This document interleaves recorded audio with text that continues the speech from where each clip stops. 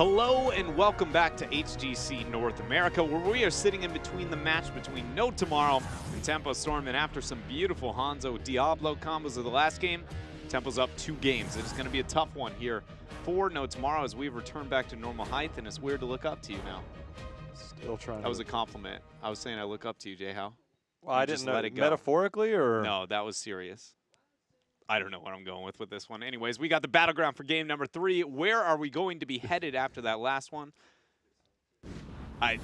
We've got Tempo Storm taking us to Infernal Shrines. And no surprise. I mean, they're a really good team on this battleground, and the record kind of backs it up, only dropping 1 game so far on this battleground and playing it more often than not. Really, no, kind of maybe, well, that's not true. I have this written as, I guess tier 3, tier 4 in terms of priority for No Tomorrow, so they got to feel more comfortable on that. Yeah, I think this actually lends to if they want to be aggressive. When it comes to the Tracer Genji, we had a few qualms about it. I think when we saw it in the draft, had some successes, but didn't have all the successes. If you trade maybe the Tracer or the Genji out for like a Grey Mane or something like that, get a little bit more sustain with the potential burst, I kind of like that a little bit more. I did like the Anubarak play last game. That It showed early a lot of the successes that they had before. So if they want to continue to try and keep up the pace, I think this is the battleground to do it. Yeah, that's a really good point that you bring up. The Anubarak play of the last game was, I mean, for how squishy and vulnerable, and also the amount of pressure, because we talked about it, that Catapult 16 was able to apply, and granted, was kind of the bane at the end of that game, but in the middle section of it, a lot of success coming out from him, setting up the team. Other ones, we've always can fear the Equinox Kerrigan, even though we're yet to kind of get it for some time. I really feel like if they're going to go Kerrigan, it relies on Jin to be able to play Tyrael or something around those lines for them to have some type of, because the Blaze player would be Equinox in this circumstance. You have to have like that safety net of like, look, if I don't land this combo and we go in, what saves me? Is it an Uther? Is it a Tyrael? Is it a bunker? Pretty much the thought process should be, never should one combo win that fight, right? And it just go, well, how can I survive to get 2 combos? And what resources can we end up drafting to make sure we do get that second combo? Because even if you don't end up, necessarily needing it, most team fights are going to kind of function in that manner where the survivability of Kerrigan, if you're just so reliant on that first combo and just go, oh, that's all we've got, this is the fight, did we get a kill? If the answer is no, you're like, okay, well then we're just going to go packing. Well, we did see Sonya kind of approached earlier on the first map, and it's something that we've known Equinox to kind of run into. Sonya does well on this battleground, so maybe they can consider going down that route. Also, you kind of got to consider Jay Shrite's mages that he does like to play, whether it's a Jaina, whether it's a Gul'dan. Maybe they can find some other element to try and capitalize on.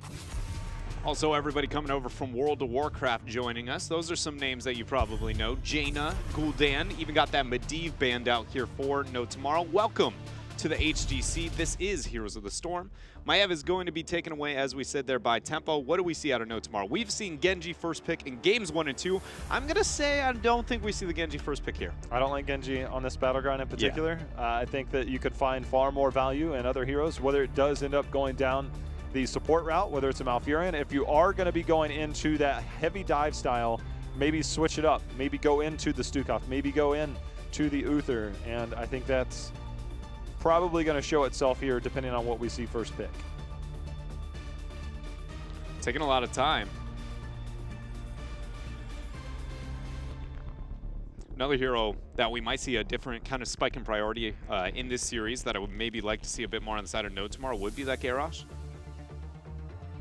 I don't think it's got to be first pick priority because Tempo Storm's been a bit more comfortable with it. We still get the Genji. Bold move here for No Tomorrow. It's one of those, the Kerosene, he provides so much potential in carry, and I can't help but feel like part of the reason that, I talk about I don't want to see the Genji in this situation, and most of the times when I give my opinions on what I want to see in a draft, it is not off of like in the series in this moment, it's more of just objective strength. Is that a safe decision within your draft? One thing we aren't totally kind of considering and very much might be coming to light here is Casanova feels like he needs to be on the Genji, and that is like, I mean, because they're playing with a sub here, right? And just going like, if we can get resets, we might have that way to get a comeback. This is Tempo Storm. You expect to be the underdog, and so that's why we still kind of see that, even though it hasn't had, again, maybe the most success in games 1 and 2.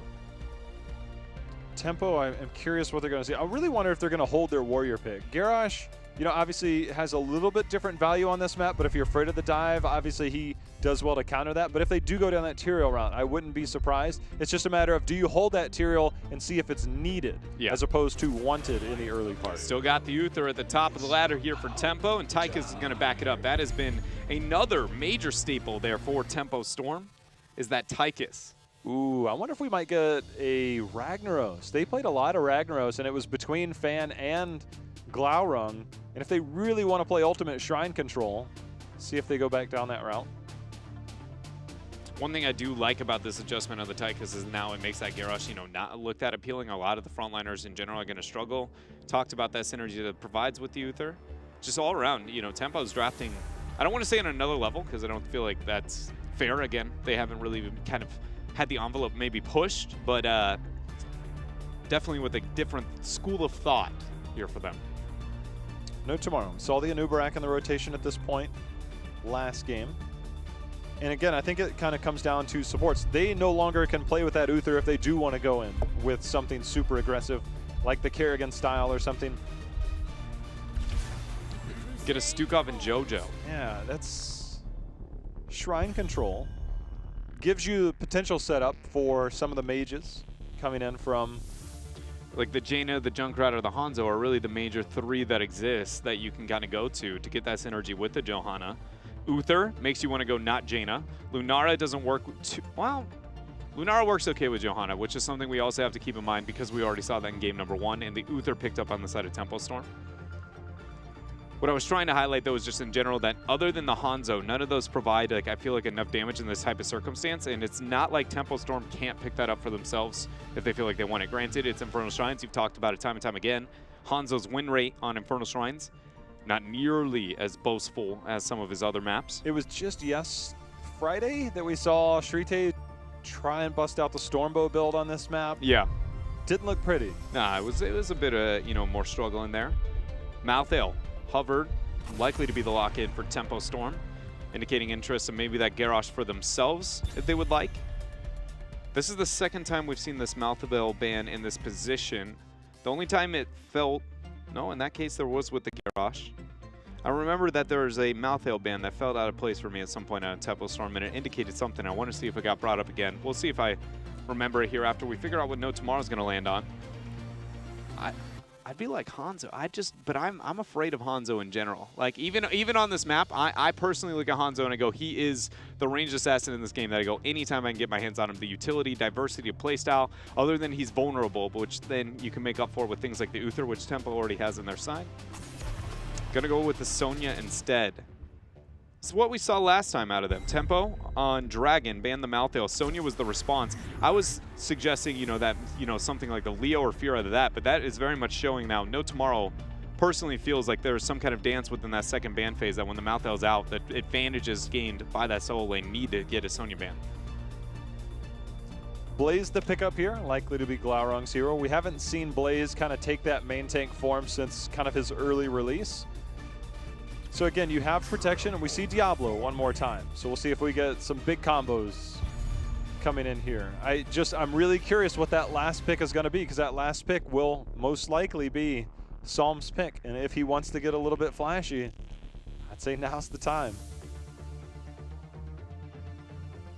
Whatever that flashy character, if they're going to break it out, is going to be, it's got to find a way to make sure it's got enough lockdown to be able to deal with the Genji on its own, or at least enough 1-versus-1 trade capabilities.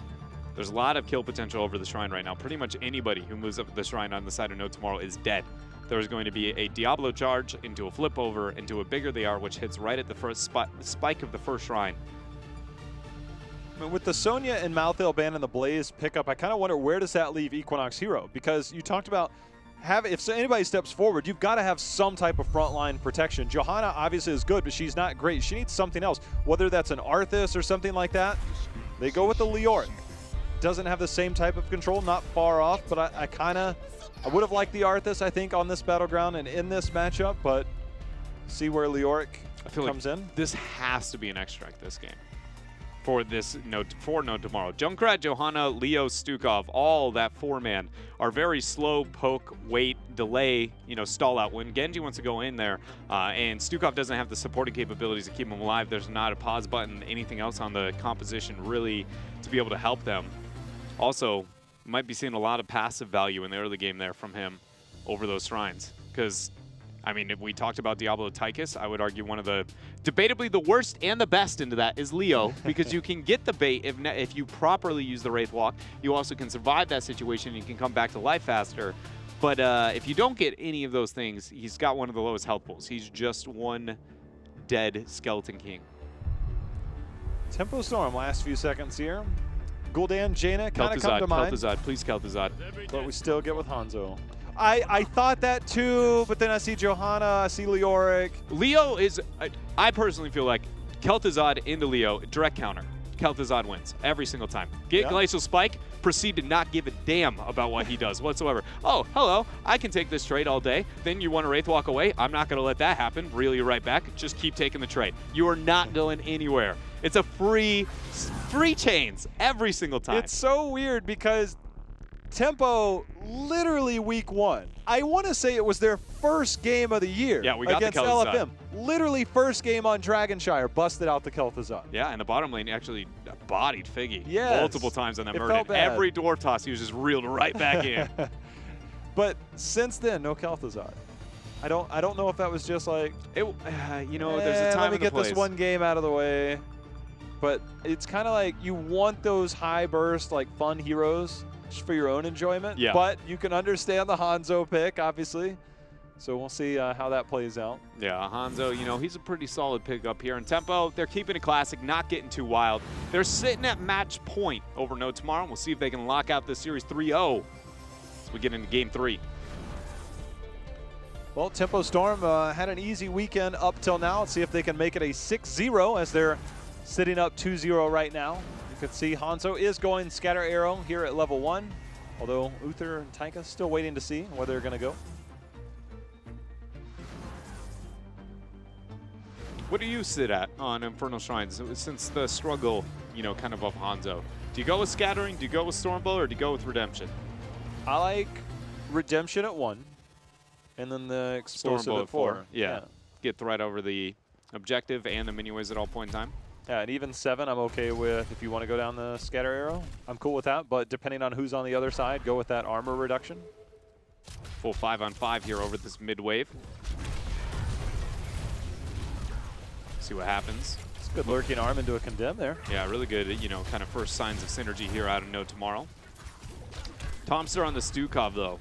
Something I want to bring up after the last game, and, I believe we even got him in game 1, is just how well Tempo Storm has capitalized on his position. Notice how June even stands there to help anchor over that kind of choke. They do not let any team rotate for free, especially when they get Hanzo. They use the Scattering Arrow a lot of the times to just be able to get those dismounts and really, kind of hurt what many teams expect to be a free rotation.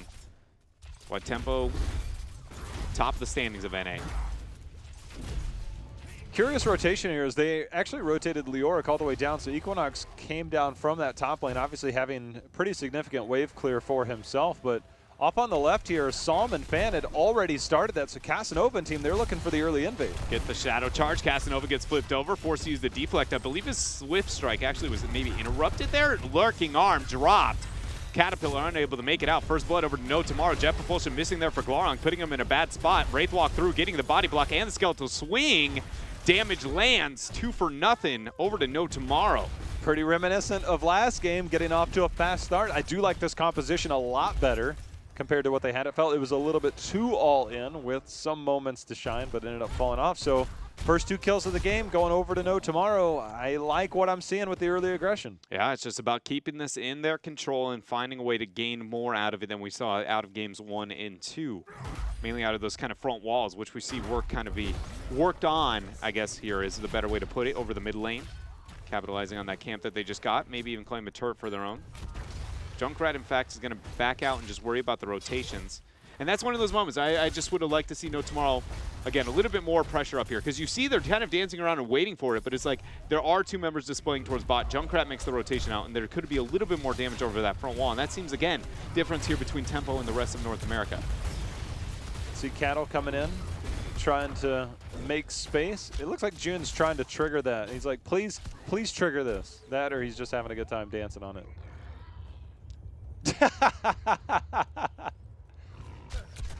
Thought he was going to go back and start the party again. No. Invade here from Tempo Storm.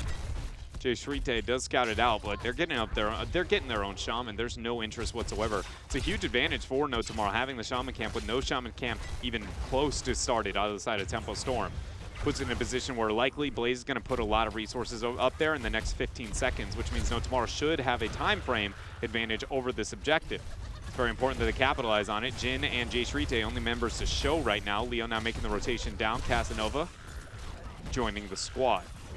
Early lead here for Tempo Storm. As you can see, Tempo, they're going to regroup just a little bit. Blaze, you can see on the minimap, clearing at the top. That's allowing an opportunity here for No Tomorrow to try and take some control, but look for Cattle, seeing if anybody will step out. The good news for No Tomorrow, they have Johanna on that front line.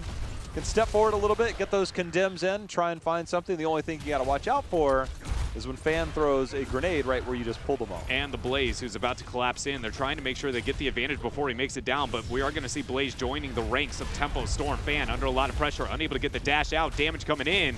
It's going to be another kill here for No Tomorrow. Can they get more? Looking for more in this choke. Blind goes out. Skeletal Defender focus 33 to 30. It's so close. We see Casa go in, looking for that reset onto Diablo. Kata keeps himself alive. 36 and counting Tempo. They want this Punisher. They do not want to forfeit it. They go in, throw out the flames. No Tomorrow get it for themselves. Saw him had a Stormbow come in there, and with the explosive at level 4, I thought he might have sniped it, but obviously No Tomorrow. Big pickup here. So 3 early kills, an early Punisher advantage. Now they're pushing directly into this bottom wall. Things looking good here in the first 4 minutes. Yeah, really well done here for No Tomorrow. Barely off point there with that Jay Shrite concussion mine to send Diablo back. Gonna find Diablo, condemn in, gets the slow with the punish, and that is now another kill onto Caterpillar here for No Tomorrow. They are just constantly threatening him. What is this? Sitting at 2 deaths already so far in this game, which I know, 2 deaths on a warrior, surprise, especially a lack of a mobile warrior like Diablo, but compare that to, the last game, Kato felt like he was nearly invincible a majority of the time. It's just, I'm looking up, Dred, I see 9 to 7. And that's not kills, you're talking levels. Yeah. Like, you're like, wait a minute here. I mean, it's going to be hard. I mean, sometimes you kind of see, depending on when that Punisher died, the timer for the next Shrine phase. So Tempo Storm should be able to get to 10 by then, especially if they get a pick or 2, but definitely the race fully in favor of No Tomorrow. And once they pick up 10, we've seen the early aggression. We've seen the camp invades, and I wonder if they'll use that 10 spike to maybe try and do more of the same. I think it's going to be very important that they do so. Otherwise, we'll find one of those situations where Tempo Storm just claw themselves back into a miracle game, and they're very capable of it. Tempo Storm, for being a team who doesn't play from behind very often, is still very good at understanding what they need to do to play from behind. Definitely, I would say one of the few teams that has kind of the perspective from both ends of the battlefield, right? With that from ahead and that from behind, and still making the right plays here and there. Good juke there onto the Drain Hope, and I think now Leo is out of hope as he's just going to get punished. He didn't Wraith walk very far there. Yeah. He's like I just need to get out of Wraith walk. He's like, I need to get out of range of this tower. Oh, okay. Well, yeah, I'm dead. Trait value. Heroics are here for No Tomorrow, though, and Leo will be back to join in a reasonable time frame. What do we see them get? You see them setting up this Shaman camp, now the cycle towards the mid lane. I feel like this pressure is going to be mistimed a little bit too early on the bottom half for them to get that mid fort for as free as they would like. Now the Shaman camp started out of tempo. And again, this window, even with the loss of the Leo, Tempo Storm is not really losing anything else. I mean, it really felt like they needed to just push mid. Or I mean, something. 10-tier advantage. Like, anything. Give me max value. That's actually taking damage. You've got to explode that. There we go. But this fort, they're going to have to walk away from this. There's 10. I mean, Dragon Arrow and APOC, we saw it last game. We were sitting at this game 9-7, and now we sit at the 11-10. And yes, the kind of dispersion of experience is part of the reason that level gap is lessened. But it's, I would argue, very much more so to the passivity. I don't know if that's a word I'm even aiming for here. The passiveness out of No Tomorrow. June, I think at this point, may be trolling us a little bit in terms of heroic choices. You know, D-Storm at this point, I think the only person you're really hoping to land that on would be a Genji. I think the coolest thing is that, you know, June really took it upon himself that once Iacona and Superstars and that kind of roster kind of took a step down, he separated away from HGC. Somebody had to be that talent holder. And he's the one really kind of repping it here for NA. Well, he does end up locking in D-Shield, and justifiably. So, you know, we saw this earlier. You know, the Shrine ended up being captured by No Tomorrow, but now we've got Odin in the mix, and Odin is one of the best Shrine clears, so No Tomorrow can't afford to give up the type of lead that they did in the earlier one. Gonna move up, 12-4. Jin, wins you pull the Condemn. They're just gonna immediately get that Entomb, but there goes the Divine Shield. They're not afraid of anything. Kata goes in with that APOC arrow, gonna get that follow-up, but Equinox keeps himself alive. He gets the Wraith Walk. No Tomorrow, go back in. Jin poking up front. Equinox falling pretty low. No Wraith Walk available this time. Shadow Charge, and Ghost Form is commencing. Jin eating a lot of damage, forced to use that Iron Skin, kind of comes back, but that oil was still on the ground. Tomster doing his best to keep the members of No Tomorrow alive, but now it looks like this Shrine, this Punisher, definitely going to go over to Tempo Storm. You can see up at the top, Blaze also needed to respond to the remnants of that camp that was still pushing, else they lose this fort. So good recognition on Tempo, getting full value all around here. Fade over the wall from Jin. How much does Tempo get? There's a lurking Armuse. Tomster having to stop that. Leap off cooldown in about 5-10. Entomb goes down. Fans pressured. X-Strike hits. It's going to send him to the afterlife. Well done here by No Tomorrow, capitalizing on a bit of overextension there and using that short Entomb cooldown twice in a row. I just like the fact that we're seeing synergy, Dread. Just Yeah. the fact that is a call out ahead of time. I have Entomb. Let's get the Swift Strike in. Clearly there, you know, we saw an attempt at a cleanse there. Now we see another invade. Cattle this time around, I believe, should have 100 souls at this point in the game. So definitely a little bit beefier than earlier. But the fact that they are coordinated and pulling this off is definitely a statement. I mean, I agree with you. It feels like a bit of a new tomorrow, or no tomorrow here. A new tomorrow, a new day. Things looking up so far on Infernal Shrines. The top fort is still going to be easy pickings for No Tomorrow if they ever want to make this rotation up. Not too much of a reason to do so. If anything, you can make an argument for making it stand because that Shaman camp is going to be such a free clear and you can use that to build multiple minion waves. It's not like there's a race, you know, you're worried about anytime soon. Right now, we're going to see No Tomorrow rotate down. Camp still available at the bottom. Tempo just kind of holding on to their structures as best that they can. And Diablo, he's now coming back as he needed a little bit of mana, needed to kind of refresh just a little bit. No Tomorrow, they get the kills, and it's just what we see Tempo Storm get out of the kills that they've obtained in the last few games seems a bit more significant. Yeah. When they do obtain those. And No Tomorrow, they kind of get the kills. They kind of do a little, but they don't do anything to just take a firm grasp of the game. You know what I mean? They're going to take one here on top. They don't know if Fan was there. Blessed Shield. Oh my, are they going to get this Entomb after? It's going to force a D-Shield if so. No, not enough damage, just the Odin. No D-Shield yet. Condemn back. I think he was waiting to see if the X-Strike was there. If the X-Strike comes out, that's 100%. No, that was very controlled there from June. Sitting back, just knowing, hey, you know what? If we're going to use the Odin here, I'm willing to keep this up because really all that last Entomb pick that we saw onto Tychus was based off of that, just capitalizing on the shorter cooldown of the Entomb compared to the Divine Shield. Blaze starting to make his way up. Remember, the next Shrine phase is going to be at the top here, as evidenced by the minimap showing that top icon.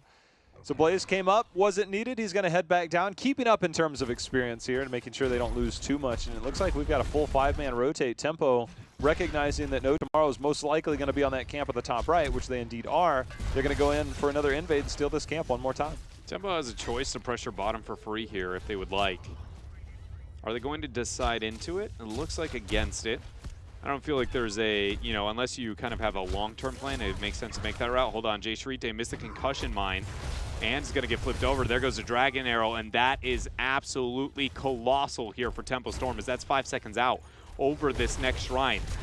Punishment number 2 attempt from Cattle. Nice Iron Skin use out of Jin. That's terrible timing. I mean, you cannot get behind on the Shrines because what we saw earlier, obviously Odin just kind of takes the cake. And right now, you're going to be behind the 8 ball one more time because there's almost no way you can contest this without the Junkrat. You still have Odin. It's going to be 5 seconds away, but D-Shield's going to be there. So they got to try and find opportunities elsewhere. And Tempo Storm, by stealing that camp earlier, is forcing out a little bit more time than No Tomorrow would like to spend there. And when the minute they show, Tempo Storm just goes right in, softening up this lane, prepping for that push.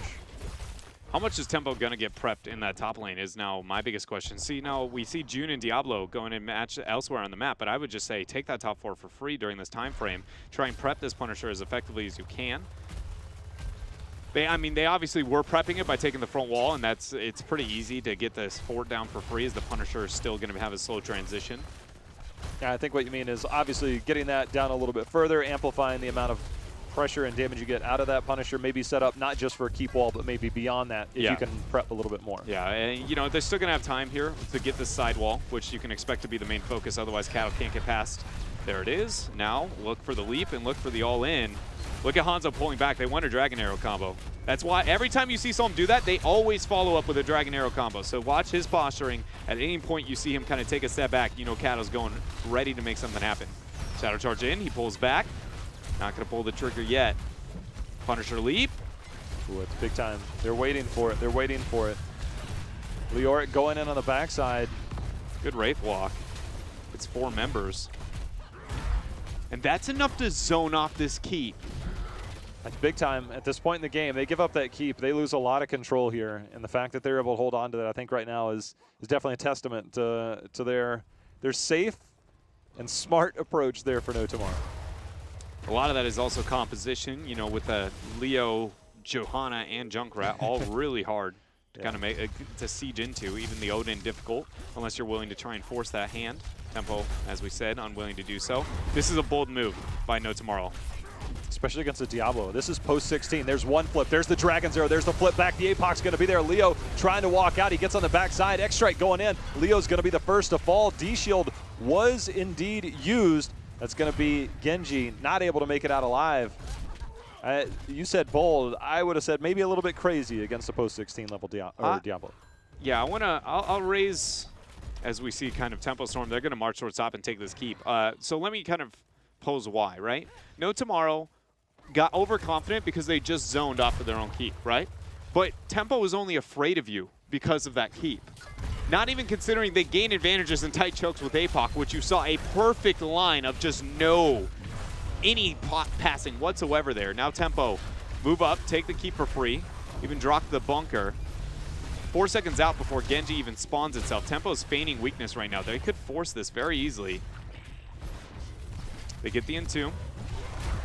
Oh, Cattle's using it for himself. He gets the dive in. That's going to be Equinox going down again. Iron Skin already used. Look for Jin to be dove upon if he can even make it out. There it is. Cattle with the dive in. Now with 2 members down, Odin is available to lockdown. They get one more kill. This is over, but they do still have Odin available. Tomster turns around. He is instantly blown up. Genji tries to go in to get a reset and a miracle save here onto the core, but that's not enough this time. Casanova does not make it back to the Hall of Storms. Odin is dropped, and Tempo Storm is ready to have a flawless weekend here in what is going to now be game number 6 without dropping one. Riptire goes out.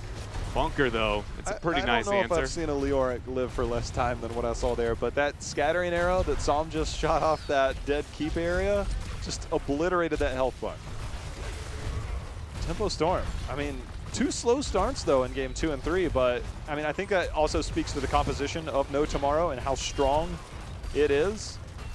It's built for, you know, some early game aggression when you have the Genji involved.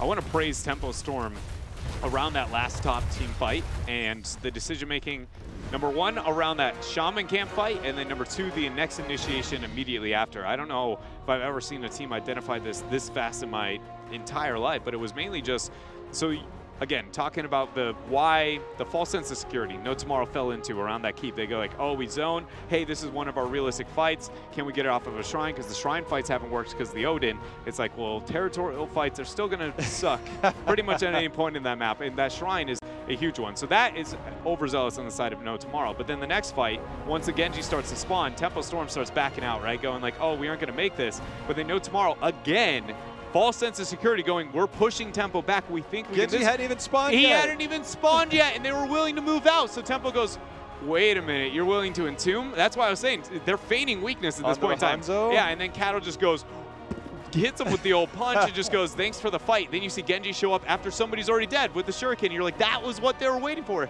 It's just really well done by Tempo Storm. Kind of, again, that feigning weakness in order to gain the upper hand over that last fight. And twice in a row, No Tomorrow just, I mean, it looked really good in those last two fights. When the Entomb goes down and you walk into it and there's a Diablo kind of nearby, there's got to be something that goes off like, maybe I shouldn't be here, because if he charges me, it's gonna hurt. Yeah, it's just going to be a minimum of, I mean, devastating charge depending on what that's looking at. But otherwise, you were for sure, here's wall 1, here's wall 2. There's about 0 ways to goof that combo up. Well, the thing is, he got one. He's like, well, I don't need this other one. So I think he had used his overpower to get the reset, because then Jen's walking away and Iron Skin's off. And I'm like, I'm pretty sure you're not going to make it very far. You use that. Obviously, you're trying to get out of there, but you just wait for the next devastating charge. And all it took was him to kind of go flipping back over.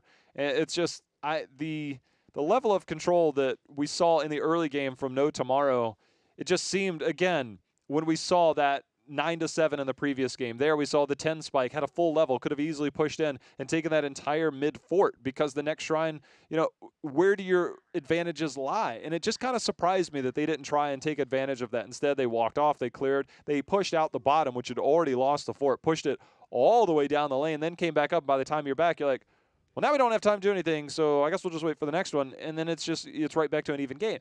Moments like that, you have to learn from, right? It's just, you see it so often, and you're thinking, like, I don't know about this. And in those moments, obviously, it's a difficult call in terms of how much can we get. We're going up against the top team. Maybe we can't get this, but you have to identify those. And I think No Tomorrow struggled a little bit in games 2 and 3 with those leads that they, obtained in the early game. They just didn't do a whole lot with them. Yeah, I mean, I think that's a great point that you bring up. And every time, I want to always talk about that all the time, but I feel like it's one of those things where, to be honest with you, it is not easy information to digest. No matter how many times you look at it, especially like Tomb, Curse Hollow, I feel like are 2 of those maps. Dragon Shard is another one where I can tell you, like, this is actually setting you behind miles. And you would be like, why? Like, it doesn't look like it's going to. But if you consider that kind of in optimal situations, and if your opponent does this one thing slightly different, you go, oh, wait a minute, this is like night and day. And that 9-7 is like, again, that kind of screenshot where you hit the something messed up here for No Tomorrow. If they find ways to kind of clean that up, maybe they could claim games for themselves over Tempo Storm. It's just, that's why, personally, a team like Dignitas, team like Ballistics, they're really strong in team fighting. You got Poik and Snitch over there that just literally obliterate people. They're at the top, but there's a lot of small things that they do, especially with the addition of Wubby. A lot of things that he does, obviously the macro game a lot different now, but they still find different advantages to get maximum things out of it. It was something I was able to point out at the Clash. Like, the amount of value they get out of Punishers is literally second to none of anybody in the world. I think a lot of teams need to go back and watch those replays and see what they're doing differently, because a lot of teams, I mean, just earlier, the Fnatic game, how do you nitpick a team that just 3-0'd and came out and won pretty well? But, even the push that they had earlier, you and I were talking about before, obviously don't want to get too much into that, but it's like they could have done more. And it's hard to ask for more of a team that's literally coming out and bodying a team and going 3-0, but you're like, you could do better. Is that asking too much? I don't know. I don't know either, but I do believe we have the man, the myth here, June, on the line with us here, the support out of Tempo Storm. June, 6-0 weekend, you got to be feeling good. What are the thoughts, not only from that series, but the entirety of Week 7 here? We're feeling pretty good. Fact that we didn't drop a single game, which is really good for us going to, on our way to mid-season. But again, our remaining games are going to be probably a lot harder, so we need to make sure we're in the shape. That's something that we were talking a little bit at the desk, and I want to bring up here to you is if you can indulge in that a little bit more, is because after what happened yesterday, with the Gale Force Esports with Team 12, the major upset happening there, the power rankings, standings in North America, it's clear that there's a Tempo Storm and the rest of NA, but what the rest of NA and how it kind of falls is a very kind of huge question mark. And because we are yet to be able to see you play any of those teams, where do you think that maybe those kind of teams fall, and how do you think the gap from you and the rest of NA is big, or it's maybe a little bit smaller than it came off so far? I honestly, I don't want to sound too BM though. Okay, confidence is not BM, June. Okay, I think we are probably by far the top. NA. Sorry guys, no flame. But but again, like how a series of Kill Force and um Team 12 went, like you never know what's gonna happen. Even though we're at the top, once we are too overconfident and don't respect our team, anything can happen. So So got to yeah, keep that respect in check. yeah. Is there any, kind of secret to being Tempo Storm? How do you guys end up, dominating North America, not only throughout a majority last year, but then coming into this one? I mean, other than just being very skilled, good team players, you guys got any pocket secrets that you want to share with us? Um, we have this one really secret strat. Um, I don't reveal it. It has to do specific Anna. Let him play Anna. But yeah. Other than that, Just on not it. sure. All right. Thank you very much, Yeah, June. yeah. I'm going to send you to JL. All right, June, you just said you guys feel, or you feel that your team is pretty much the best. But I do got to ask you, in games 2 and 3, you guys actually found yourselves behind multiple times. Is that just because Diablo picks up a lot of strength late game? Where do you see? Obviously, No Tomorrow comes in very aggressive. How do you guys get behind in those situations against a team like No Tomorrow?